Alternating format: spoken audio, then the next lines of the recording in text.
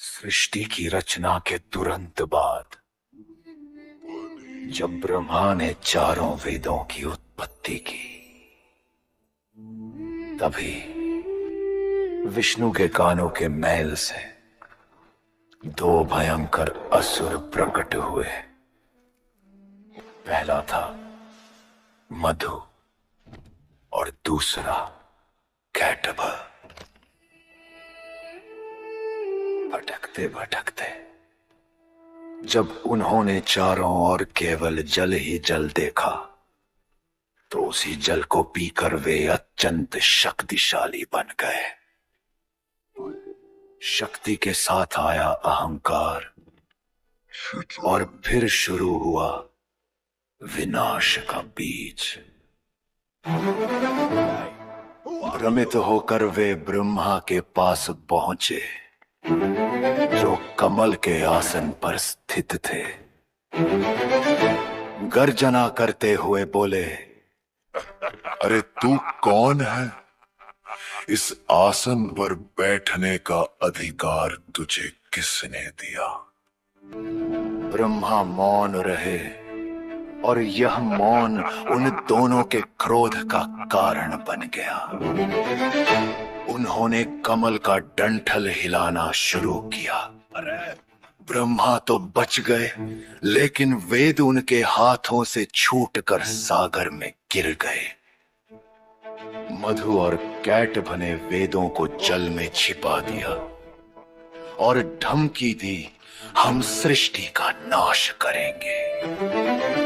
डरे हुए ब्रह्मा ने विष्णु को पुकारा, हे विश्व के रक्षक, मेरी सहायता करो। परंतु उस समय विष्णु योग निद्रा में थे। ब्रह्मा की आवाज उन तक पहुंच नहीं पा रही थी। तब ब्रह्मा ने निद्रा देवी से प्रार्थना की, उन्हें जगाओ ताकि सृष्टि की रक्षा हो सके। और तभी विष्णु ने नेत्र खोले। उनकी दृष्टि से तेजोमय प्रकाश फैला। उन्होंने देखा असुर वेदों को डुबो चुके हैं। अब समय था युद्ध का। विष्णु ने हयग्रीव रूप धारण किया, घोड़े के मुख वाला दिव्य योद्धा। सागर के मध्य लहरों के बीच विष्णु और दोनों असुरों के बीच आरंभ हुआ भीषण संग्राम। हजारों वर्षों तक यह युद्ध चलता रहा, परंतु वे अमर प्रतीत हो रहे थे। तब विष्णु ने बुद्धि से काम लिया। विनम्र होकर बोले, वाह, तुम्हारा पराक्रम अद्भुत है। मैं तुमसे प्रसन्न हूं, कोई वर मांगो। असुर हंस पड़े, तू हमें वर देगा? वर तो विजेता देता है, तू क्या मांगेगा? विष्णु बोले, मुझे वर दो कि मैं तुम्हें मार सकूं। उनके शब्दों में छिपा था दिव्य जाल। असुर फांस चुके थे।